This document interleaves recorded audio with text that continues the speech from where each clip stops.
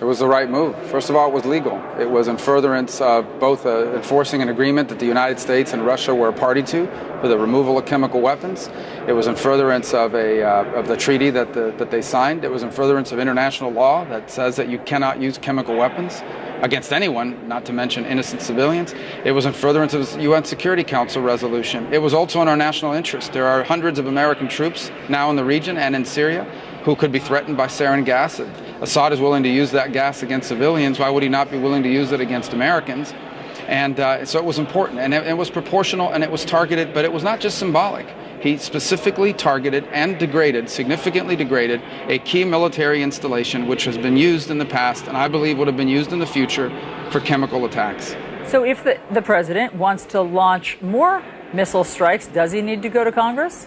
It depends on the circumstances. If it is in response to an exigent circumstance or an immediate threat to our national interest, then I don't believe the president needs to come before Congress. As the commander-in-chief, he has the right to pursue that. It's been the position of every president before him as well, and I agree with that. If he wants to engage in a broader conflict, then I certainly think he needs to come to Congress, and it would behoove him to do so because Congress has to pay for it. We have to appropriate the money for that. But that's not where we are right now. But as of last night, just talking about that one instance alone, what he did was the right thing. And where are we right now? What do you think happens next? Well, what's interesting here is I do believe that through the National Security Council, they've been working on a strategic plan for Syria.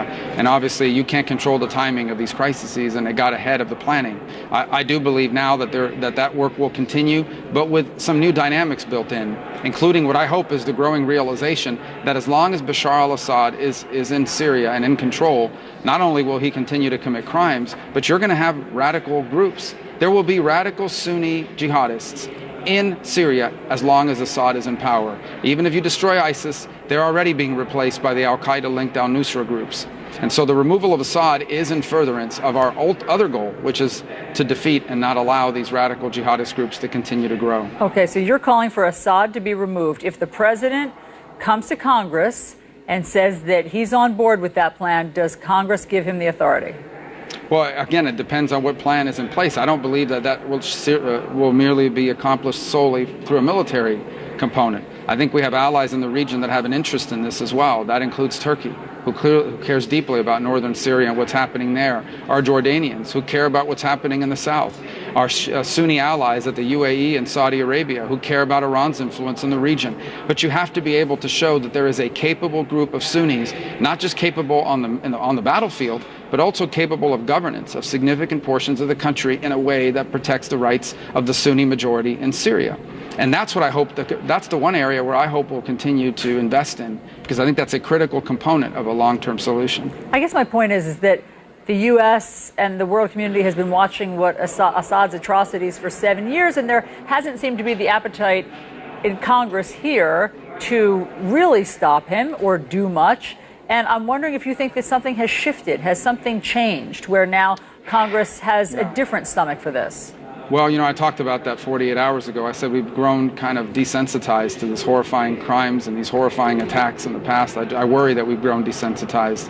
Hopefully that has changed. In 2011, when this all began, I was very clear that I really thought we needed to empower non-jihadist Sunnis on the ground, and that if we didn't, that space that was being created by this conflict would be filled by foreign fighters. That's what's happened. So our options are a little bit more difficult now than they were 5, 6, 7 years ago, but nevertheless, it's rather to do it later than never at all. It's more difficult. This is not an easy thing, but it's a necessary thing, because as long as Assad is in power, as long as instability is in Syria, you will have a radical jihadist group to fill that void. You said something earlier this week that got some attention. You basically suggested, correct me if I'm wrong, that the rhetoric of Secretary of State Tillerson as well as Ambassador Nikki Haley, where they both said that getting rid of Assad was not a top U.S. priority, and you suggested that somehow then gave Assad perhaps cover or at least impunity to then launch that chemical attack on his own people. That the timing of that statement and what he did was connected. And now we see, just 2 days later, this attack on Assad's airbase. Do you draw a straight line between those first comments of Tillerson and Haley to where we are today? Well, and I don't believe that that was their intention, but I don't believe it was coincidental. And here's why. Like anybody else, Assad sits there and says, here's the price for doing this, here's the benefit for doing this. And I think for far too long, he has said to himself, the price of these attacks, whether it's barrel bombing innocents or using sarin gas, is I'll get some nasty letter from the UN or bad press in the global market. But the benefits are I get to defeat my opponents, even if I have to kill a bunch of innocent people in the process. Hopefully that cost-benefit analysis will have shifted a little bit after last night. You've been focused on Syria and what's going on there in Assad for a long time. What do you think his next move is? I'm sorry, Assad? Assad's. Well, look, Assad is fighting for survival, and I think he's willing to go as far as possible to hold on to power. He knows that if he is removed from power, he's going to be before the Hague for war crimes or dead. And so obviously that's what we're dealing with, a very desperate individual. The Russians care about having a presence. It's their largest military presence in the world outside of Russia. The Iranians care about having a sphere of influence. And Hezbollah cares about having a supply line so they can get rocket technology from Iran into southern Lebanon. Everybody has a different interest in there. Our interest is to make sure that Syria is not an ungoverned space where jihadists can go and plot to attack Americans.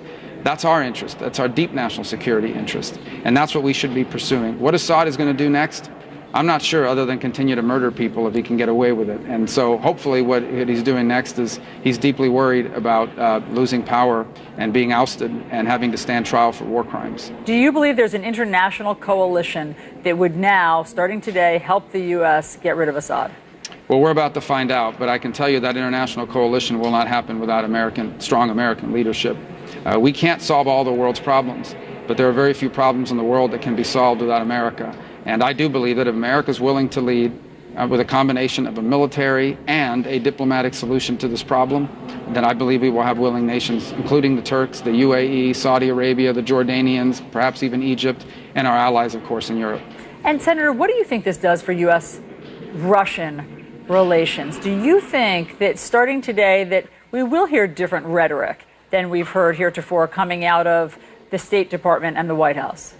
Well, I don't know. We'll see. I think clearly the Russians are complicit in these war crimes. If they were at that facility and they had personnel stationed at that airbase, they had to have known that there was sarin gas being loaded onto those planes. The Russians know that Assad has sarin gas. They know that he used it. They cover for him in international forums.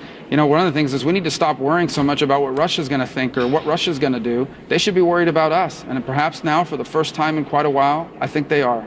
Senator, you ran for president. Obviously, if you were president today, what would you do today? Well, first of all, I agree with the decision the president made last night. I'm not the president, and so I did not have before me all of the strike packages that were proposed to him. Obviously, I would have made different decisions if I was president when President Obama was president, but I'm not the president. And so I don't supposed to put myself in that position because he's got more information about this than I do. Suffice it to say that I support what he did last night, and I do believe the president must now focus on a strategy that accomplishes the dual goals of removing Assad and replacing him with something more stable, and in the process also defeating ISIS and al-Qaeda and any other radical element in Syria. Senator Marco Rubio, thanks so much for taking time on this busy morning to talk to us. We appreciate it.